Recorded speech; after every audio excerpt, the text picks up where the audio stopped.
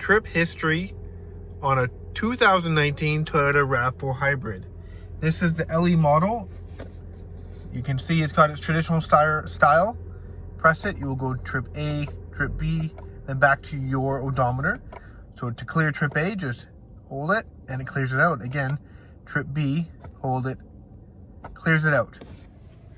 That is on the 2019 Toyota RAV4 LE Hybrid. Trip history for the fuel economy can be accessed through, for example, I'll start on the home screen.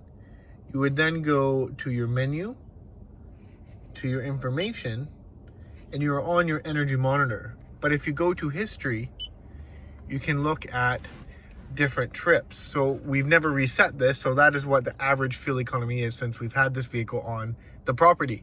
But if you hit update, it now will start a new trip history. To clear all that information, hit clear. I'm going to ask you if you would like to delete all the fuel consumption records, and we're going to go yes. And we have now started over, and we'll start a new record for fuel economy. As you can see, it says now, so it's calculating now, and will continue to until we either update or clear.